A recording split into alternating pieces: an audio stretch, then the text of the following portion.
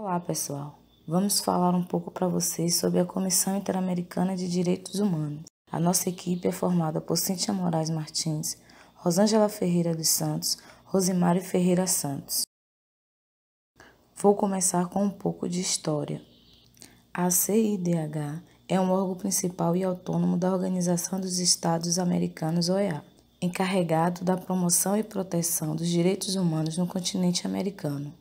Criada pela OEA em 1959 e juntamente com a Corte Interamericana de Direitos Humanos, Corte IDH, instalada em 1979, é uma instituição do Sistema Interamericano de Proteção dos Direitos Humanos, SIDH. Já em 1961, a CIDH começou a realizar visitas em locos para observar a situação geral dos direitos humanos em um país ou para investigar uma situação particular. Desde 1965, a CIDH foi autorizada expressamente a receber e processar denúncias ou petições sobre casos individuais nos quais se alegavam violações dos direitos humanos.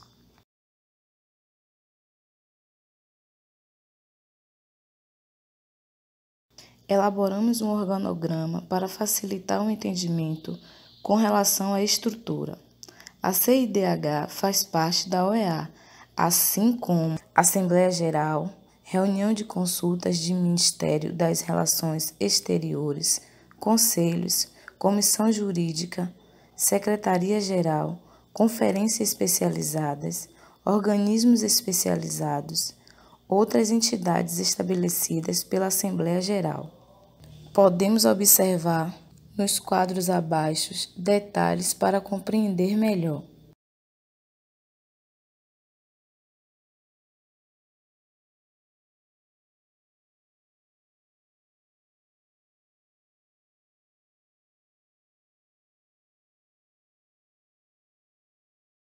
A atuação da CIDH tem como função principal promover e observar a defesa dos direitos humanos nas Américas, em conformidade com o artigo 106 da Carta da Organização. No exercício do seu mandato, a Comissão recebe, analisa e investiga petições individuais em que se alega que Estados-membros da OEA que ratificaram a Convenção Americana ou aqueles Estados que ainda não tenham ratificado violaram direitos humanos. Observa o cumprimento geral dos direitos humanos nos Estados-membros. Neste ponto, abrirei um parêntese, pois Cuba não faz parte oficialmente da CIDH, pois teve uma liminar que proíbe a mesma de participar da comissão. Realizar visitas em loco aos países para analisar em profundidade a situação geral ou investigar uma situação particular. Estimular a consciência pública dos direitos humanos nos países da América.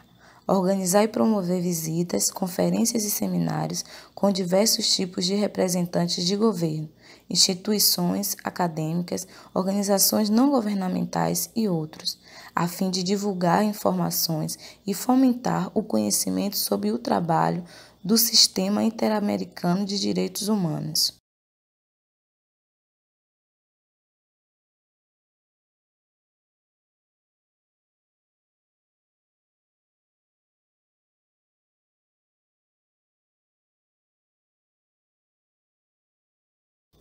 Faz recomendações aos Estados-membros da OEA acerca da adoção de medidas que contribuam para a proteção dos direitos humanos nos países do continente. Cita aos Estados-membros que adotem medidas cautelares específicas, conforme presente no artigo 25 de seu regulamento, para prevenir danos irreparáveis às pessoas ou ao objeto de uma petição à CIDH em casos graves e urgentes. Apresenta casos à jurisdição da Corte Interamericana e atua frente à Corte durante os trâmites e a consideração de determinados litígios. Solicita opiniões consultivas à Corte Interamericana conforme disposto no artigo 64 da Convenção Americana. Recebe e examina comunicados nos quais um Estado, parte alegue que outro Estado, parte cometeu violações dos direitos humanos conhecidos na Convenção Americana. A Comissão Interamericana de Direitos Humanos é composta por 7 membros, sendo Margaret May Macaulay presidenta, que atua como mediadora no Tribunal Supremo da Jamaica e é árbitra associada, além de atuar como notária pública. Foi juíza da Corte Interamericana de Direitos Humanos de 2007 a 2012. Contribuiu para a formulação das regras do procedimento da Corte. Esmeralda Rosemena de Troitinho, como primeira vice-presidenta, é consultora e assessora de assuntos da infância e da adolescência, mulheres e família para organismos internacionais. Ela assessora a elaboração, os debates e a aprovação de importantes leis nestes assuntos. Luiz Ernesto, também vice-presidente, que durante 8 anos também presidiu a Câmara Especial de Acompanhamento criado pelo Tribunal Constitucional para executar a sentença estrutural de proteção dos direitos da população deslocada devido ao conflito armado interno. Francisco José, comissário. Atualmente é consultor em direito, atuando em âmbito nacional e internacional, especializado em direito constitucional, direito administrativo e direitos humanos. Roel Hernandes Garcia, também comissário. De 2011 a 2013, atuou como representante permanente no México, junto à OEA. Nessa qualidade, presidiu o grupo de trabalho para refletir sobre o funcionamento da CIDH para fortalecer o sistema interamericano de direitos humanos.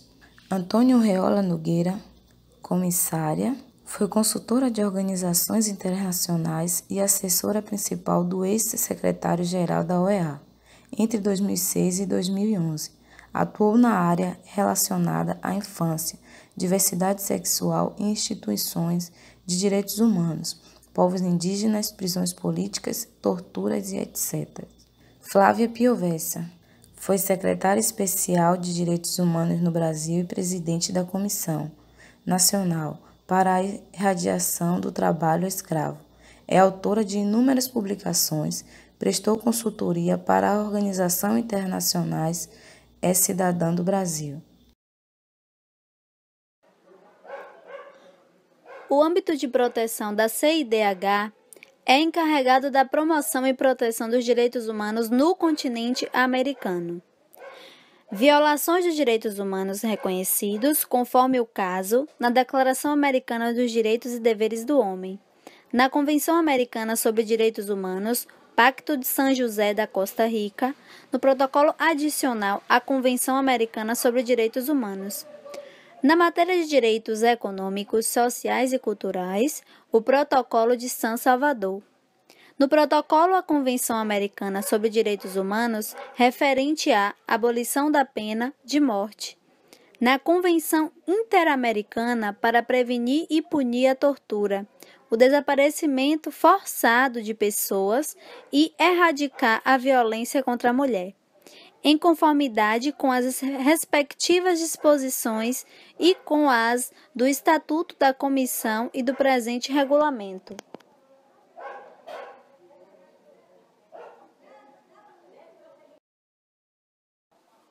Através de pesquisas feitas, encontramos no site exame.abril.com.br uma reportagem acerca do aumento de queixas contra o Brasil na CIDH.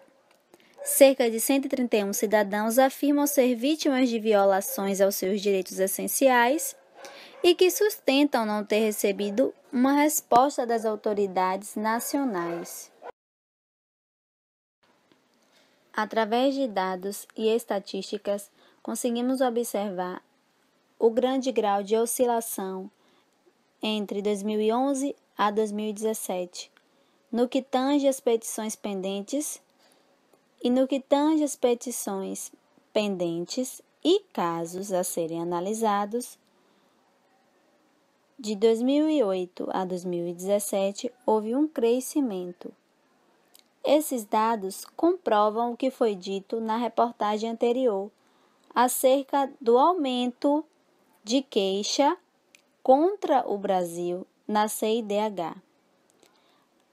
Ou seja, os cidadãos afirmam que estão sendo violados os seus direitos essenciais, os seus direitos humanos fundamentais, e que as autoridades brasileiras não estão tomando as providências cabíveis. Então, só resta a esses cidadãos procurar a CIDH para tentar ter os seus direitos garantidos.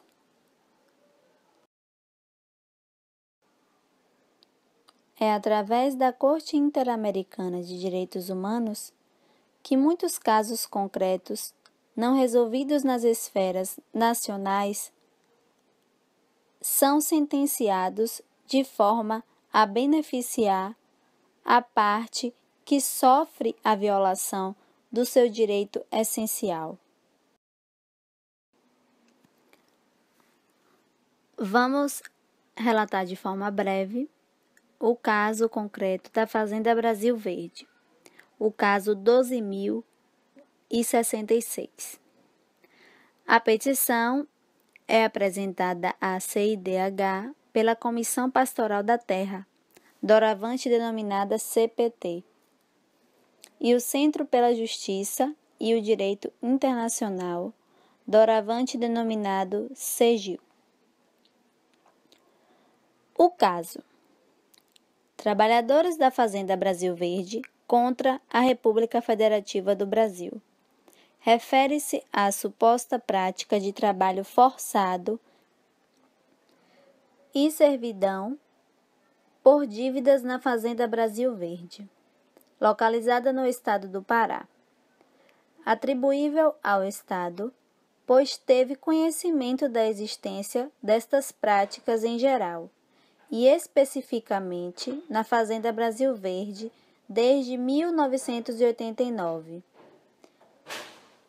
E não teria adotado as medidas razoáveis de prevenção e resposta, nem fornecido às supostas vítimas um mecanismo judicial efetivo para a proteção de seus direitos, a punição dos responsáveis e a obtenção de uma reparação.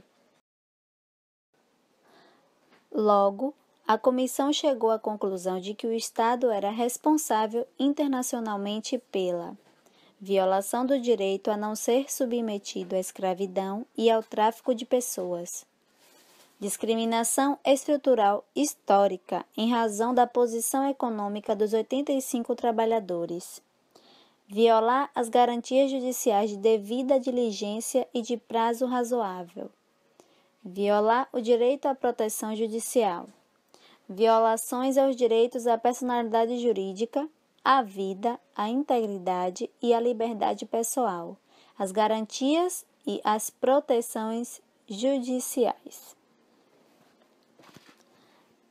Conclui-se que o Estado dessa vez foi responsabilizado por não cumprir com seu papel de proteger e preservar os direitos humanos daqueles trabalhadores da fazenda. Ou seja, o Estado não atuou de forma correta. O Estado tem a função de nos proteger, preservar e garantir os direitos humanos, que são os direitos essenciais para o ser humano, para o cidadão. Então, aqueles trabalhadores foram moralmente agredidos, fisicamente explorados, e não foi respeitado o seu direito de cidadão. Sofreram discriminação por ser uma classe operária, classe de trabalhadores que não tem poder aquisitivo. Olá, meu nome é Rosângela. Eu vou falar sobre o último relatório apresentado pela Comissão Interamericana de Direitos Humanos após visita ao Brasil no período de 5 a 12 de novembro de 2018. Ou seja, a visita é bem recente e ela foi feita após um convite do Estado brasileiro que ocorreu em 2017. O objetivo é observar a situação dos direitos humanos no país.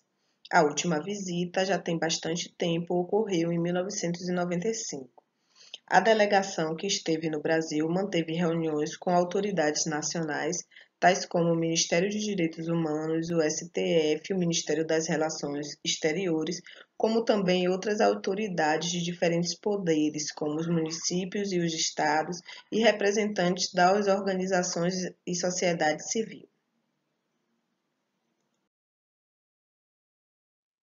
Vamos falar agora sobre os pontos identificados pela Comissão Interamericana durante essa última visita ao Brasil. Apesar de alguns avanços, foi encontrado um país incapaz de abordar e resolver suas principais dívidas históricas com a cidadania. O problema estrutural da desigualdade e discriminação são profundos, das quais se destacam a discriminação racial e social. Esses são fatores decisivos e causas de um quadro geral crítico para os direitos humanos no país.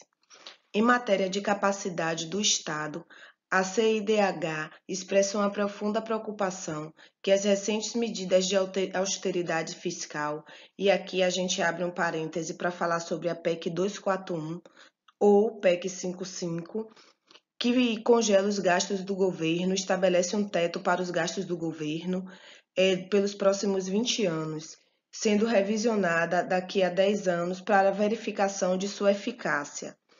Essa PEC, essas medidas podem significar, segundo a comissão, o fim de políticas sociais e a redução das expectativas de melhores condições de vida da grande maioria da população.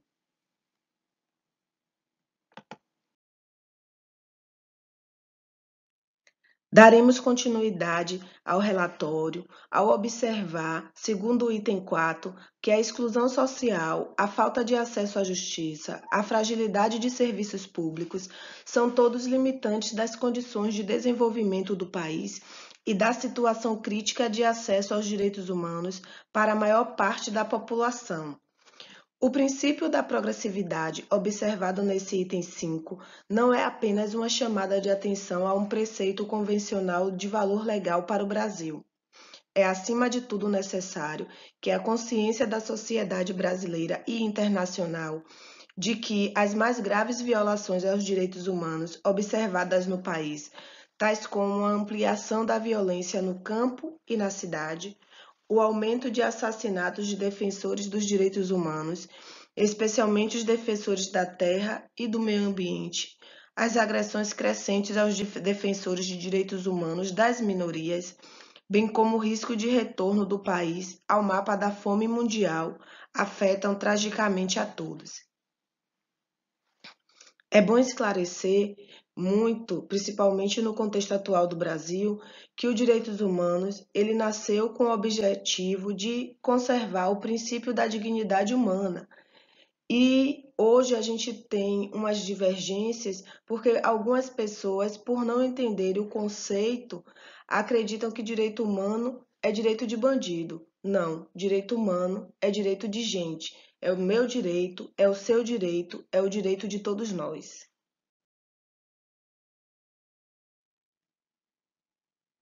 No item 6, a Comissão Interamericana chama atenção para o grave contexto de violações aos direitos humanos das mulheres negras e da juventude pobre da periferia.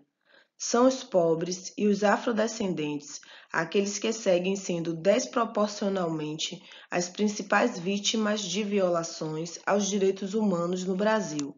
Estes são mortos às dezenas e milhares, sem investigação, julgamento, punição ou reparação adequados. Nota-se, e é importante reforçar, que preconceito racial e social não é mimimi, é fato. A CIDH salienta algumas situações urgentes que exigem das autoridades nacionais e da sociedade em conjunto a devida visibilidade, atenção e solução urgente, as quais vamos destacar algumas situações na região Nordeste.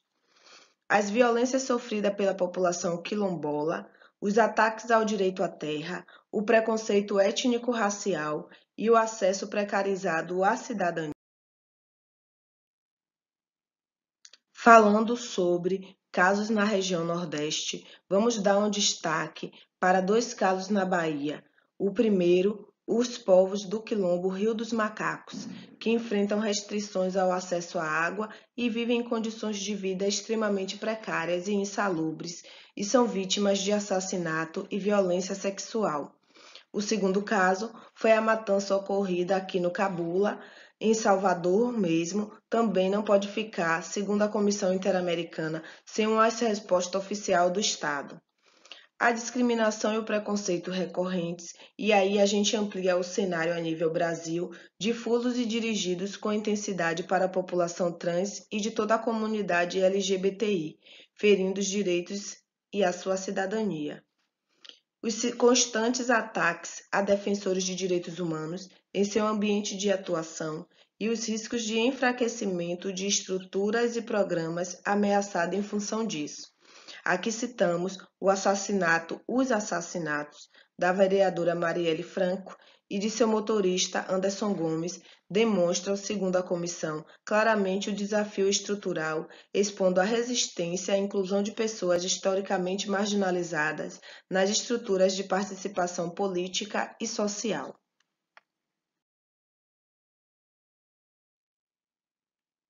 As violações de direitos e discurso de ódios que atingem imigrantes internacionais e refugiados no Brasil são pontos abordados nesse item 7.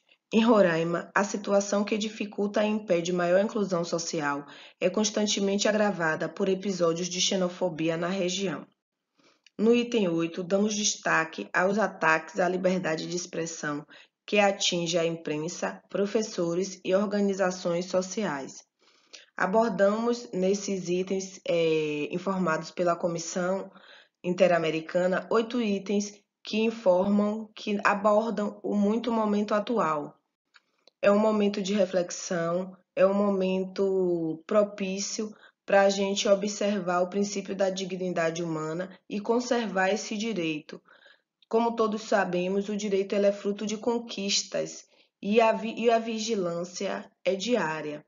Então, vou deixar aqui uma frase, pois o direito não assistem aos que dormem. Não vamos dormir e não vamos perder direitos em virtude de uma falta de unidade política.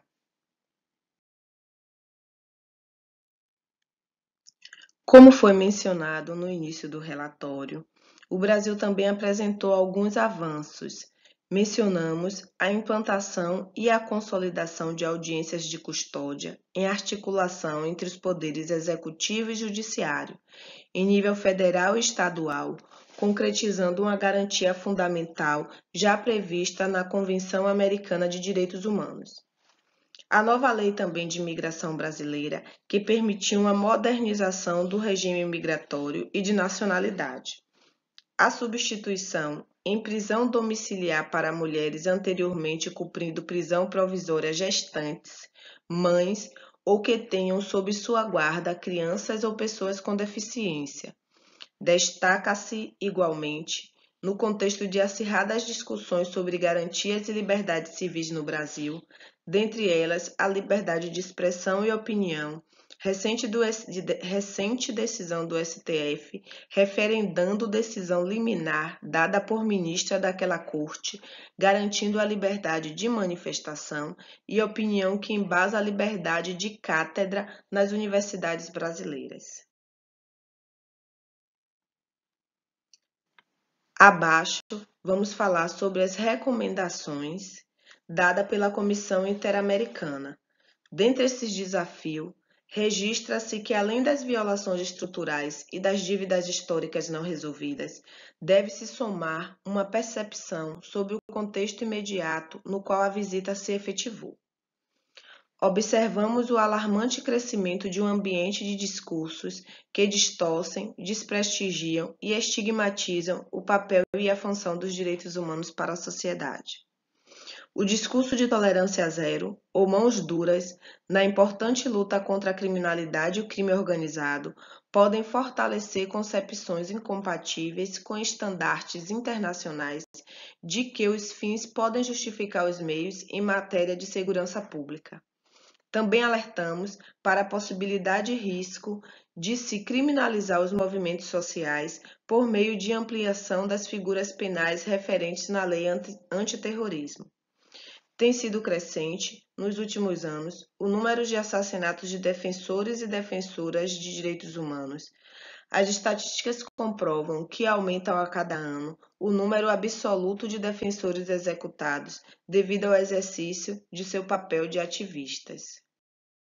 A desigualdade de renda parou de cair no Brasil. Isso pela primeira vez nos últimos 15 anos. Esse estudo é da organização não governamental Oxfam. O número de pessoas abaixo da linha da pobreza aumentou de 13 milhões e 300 mil para 15 milhões em 2017. Houve também maior concentração de renda. Enquanto os 50% mais pobres tiveram uma retração de 3,5% nos rendimentos, os 10% mais ricos tiveram um aumento de 6%.